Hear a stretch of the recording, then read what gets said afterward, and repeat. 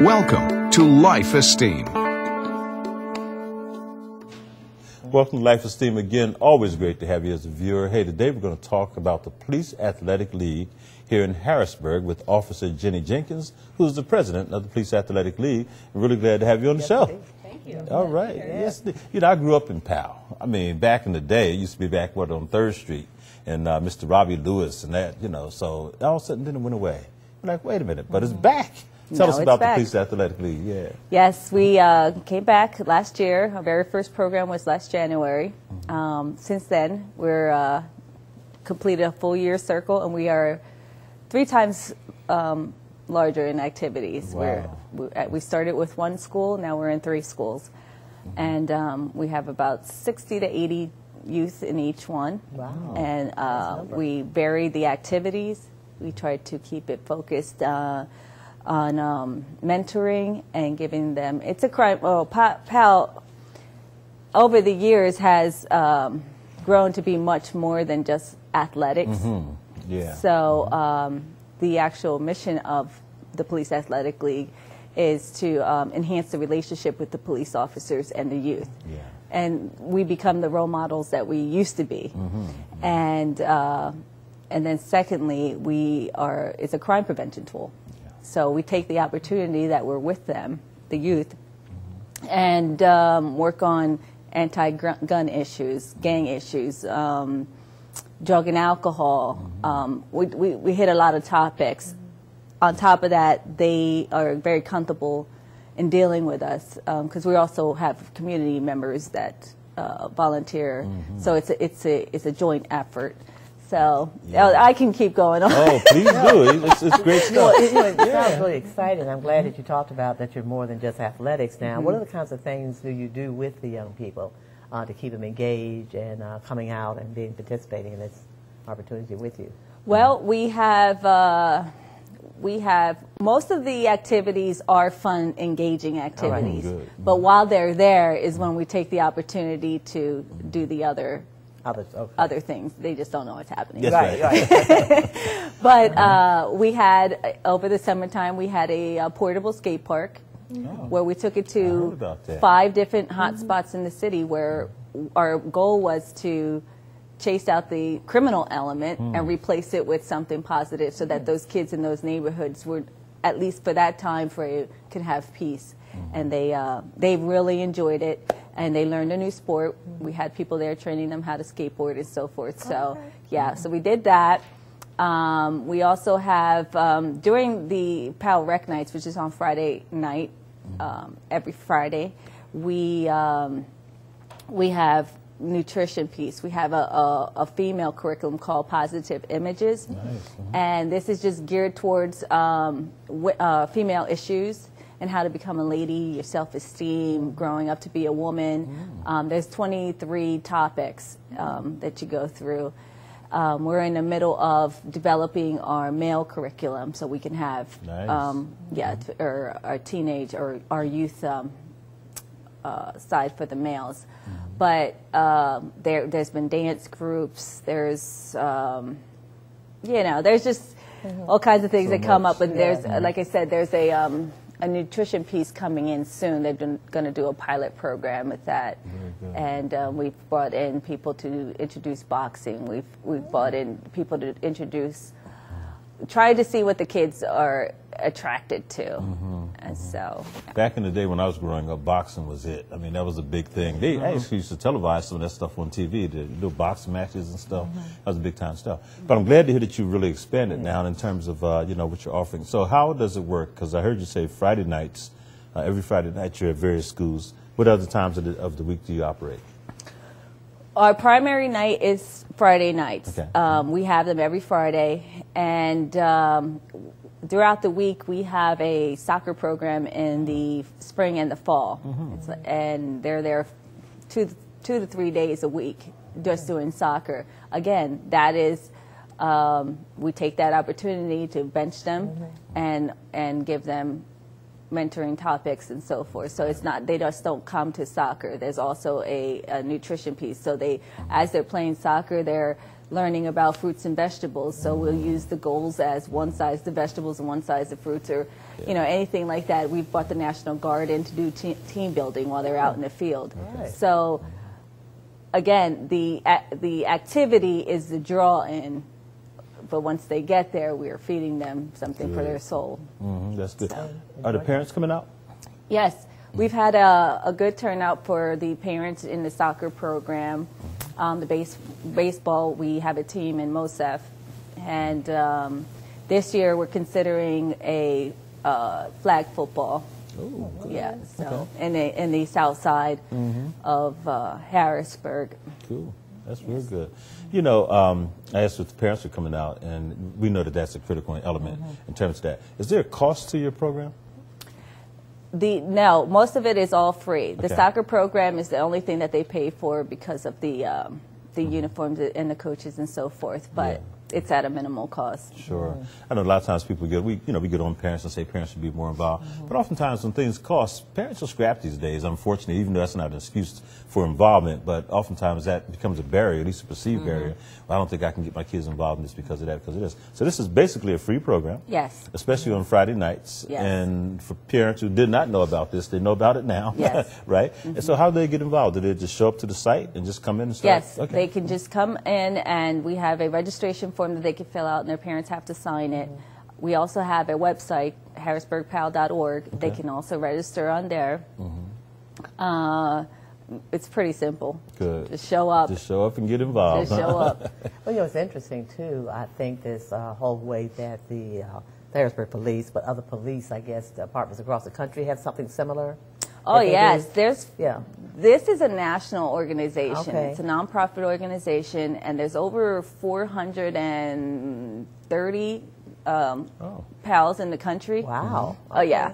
Yeah. And It's huge then. Yes, it is. It is very, Okay. and it's proven to be effective in the community. I did take my model from Philadelphia because they have the largest PAL. They have 26 PAL centers in Philadelphia. Wow. Nice. Each one is run by a police officer.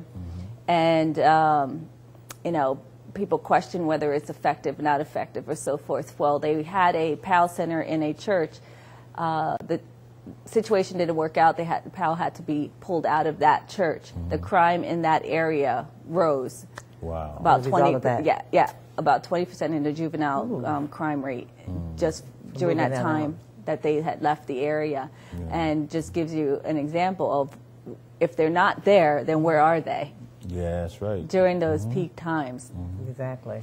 Sometimes people complain, especially for, what's the age range first, before I answer the first question? We have 7 to 18 years old. Okay, through 18, okay. So sometimes people complain. They say, well, if I send my kid go to this program, but there's so much pushing and shoving and there's stuff like that.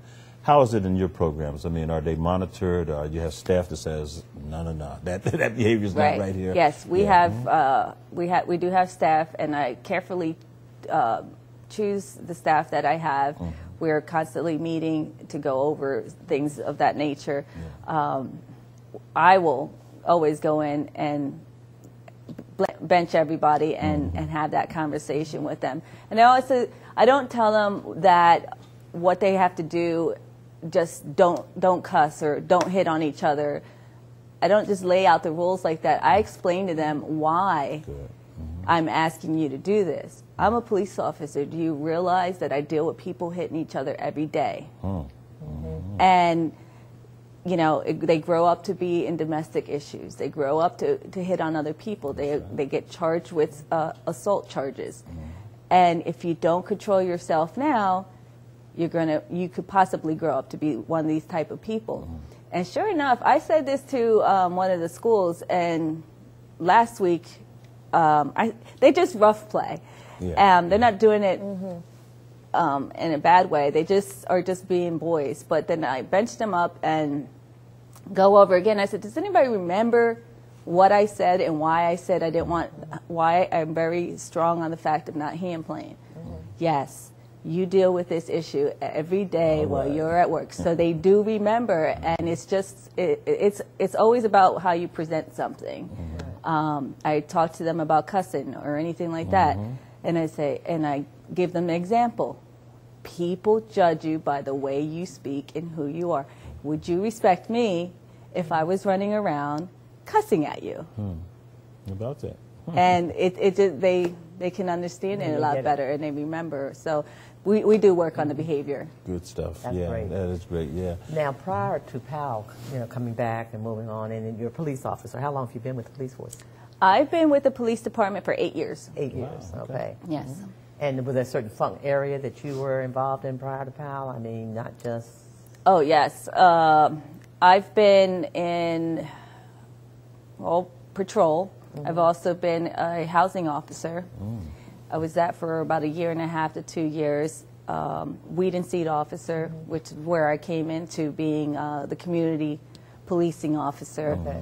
And now I run PAL, but I run the community policing as well. Oh, do you do yes. both? Okay. So PAL is not full-time. Full-time, okay. It's a very passionate thing I do, but it's not the only thing I do. Yeah, yeah. And you've been in the schools too, right? Kind Yes. of working with, okay, yeah. Yes. Good stuff, yes Okay. indeed. What made you want to become a police officer? I mean, what was it? Someone that was a role model, or someone you knew, or just knew something you wanted to be involved in the community in a way to serve and be safe? Or Well, it's funny you said that, because in, I think it was May, there was a press release, and I said at that point that I believe that the reason why I became a police officer is just this, is for the PAL, how I'm going about making change. And, policing, a lot of people don't understand that there's two sides of policing. There's the reactive side where we are constantly arresting people.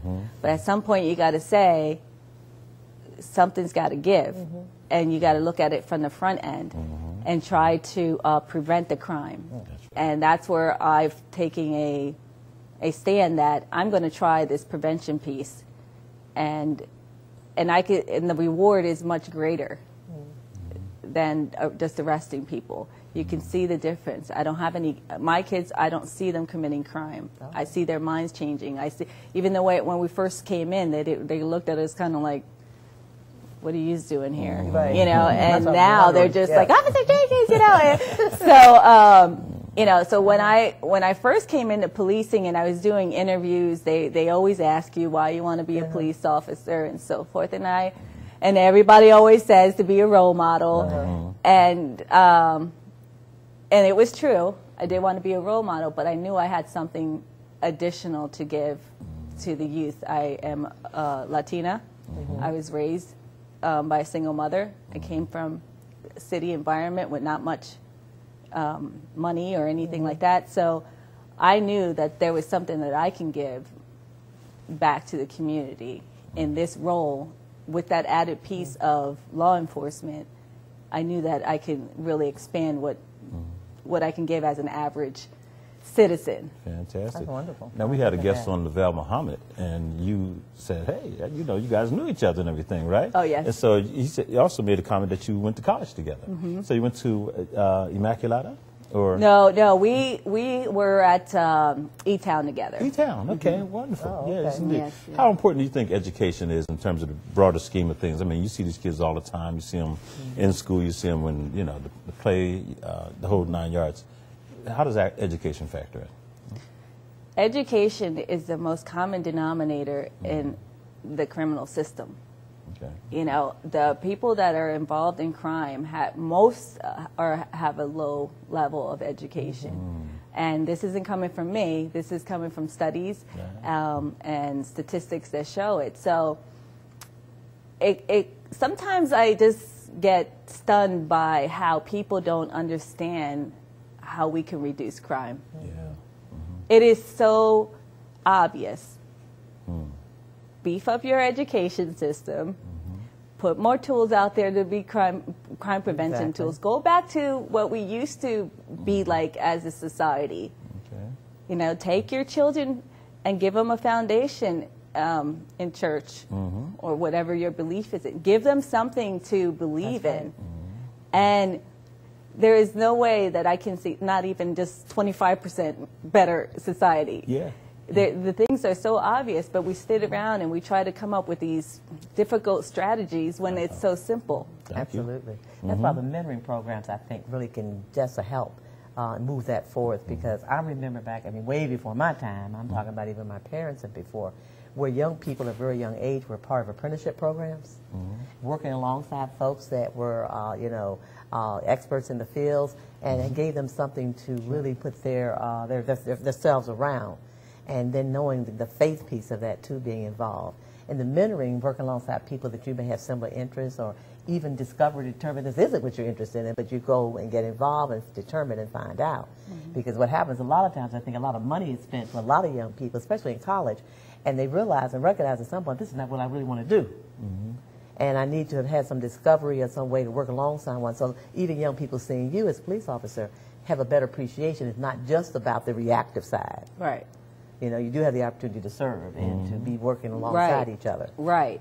So is that you're able to provide that through PAL in terms of people coming and working with them. They come from different backgrounds, different careers. So I take it.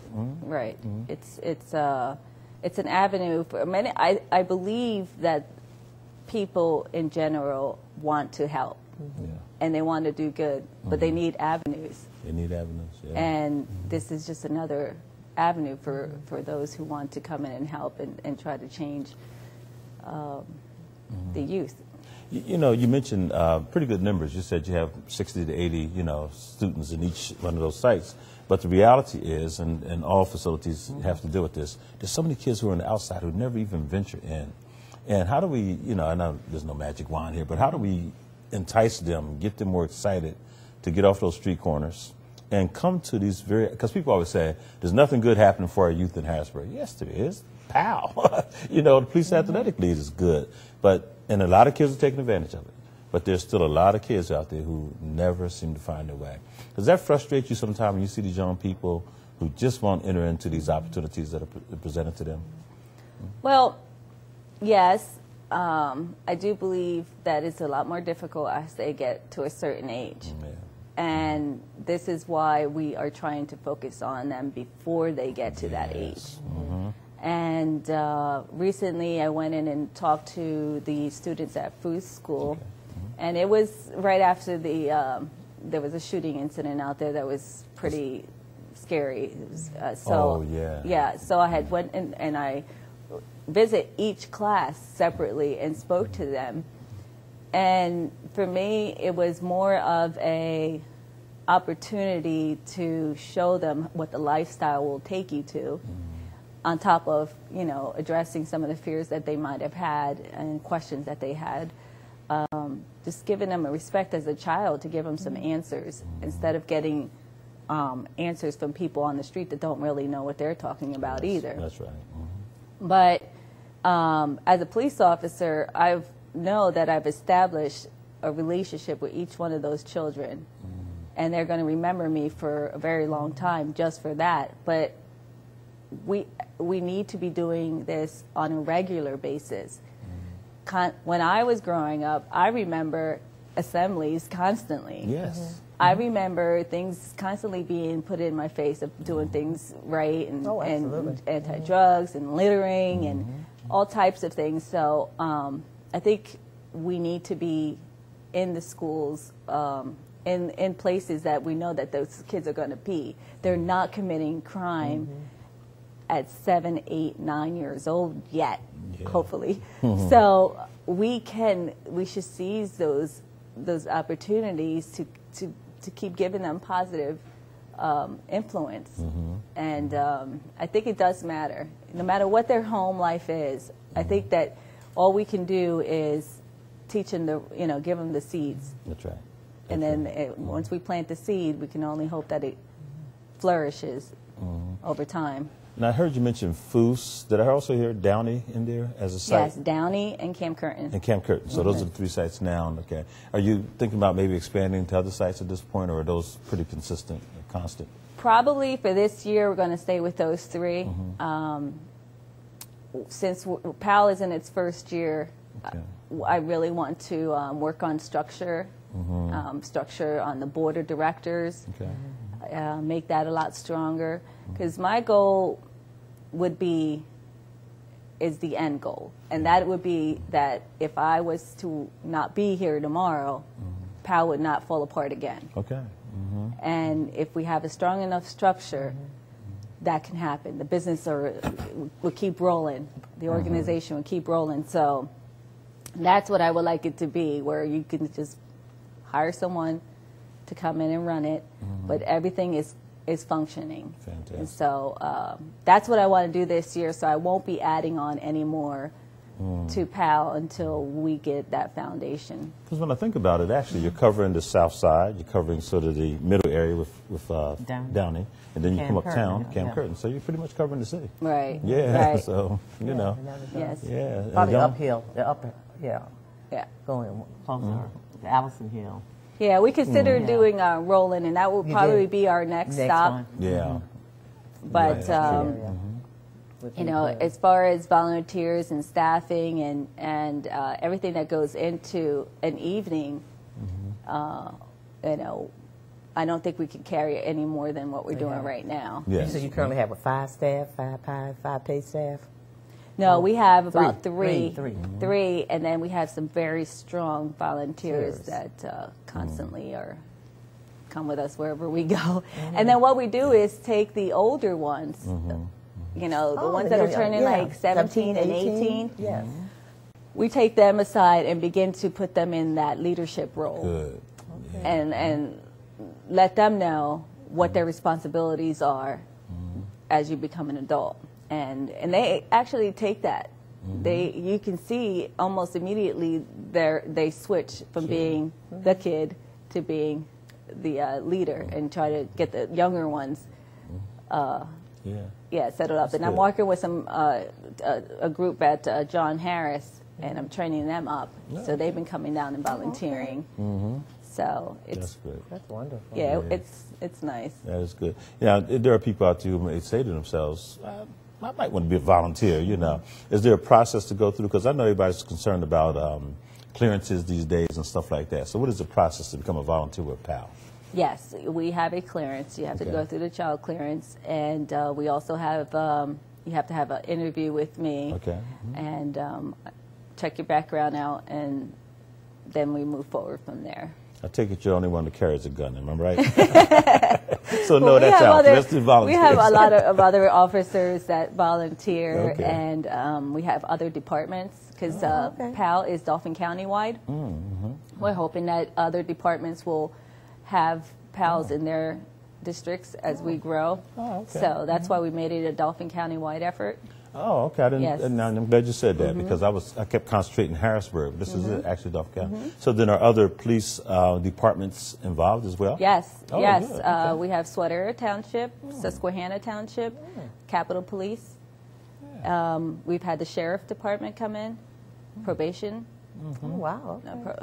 Okay. Probation and parole. Yeah. So, yeah.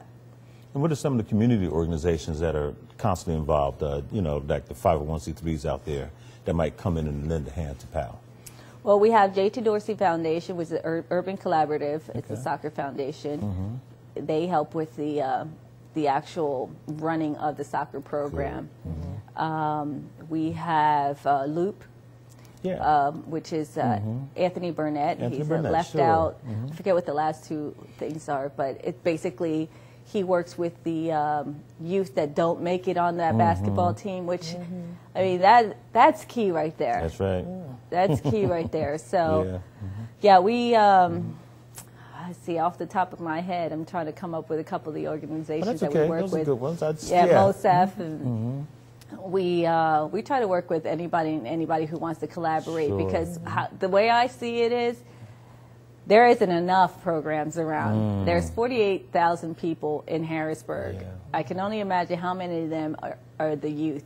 We can't service every single youth in this city, so the more the merrier is what I say. That's right. I agree with you on that one 100%. Yeah. Right. And is there a telephone number for you if someone wanted to just call you and talk about PAL? Yes, it's 717-315-4016. And your office is actually located at? It's at 2000 North 6th Street. It's in the Edgemont Plaza. or I think it's called. forget It's what a little that's called. plaza Yeah. there at 6th and Pfeffer. 6th and Pfeffer. Oh, 6th and Pfeffer, Yes, right near Homeland. Yes.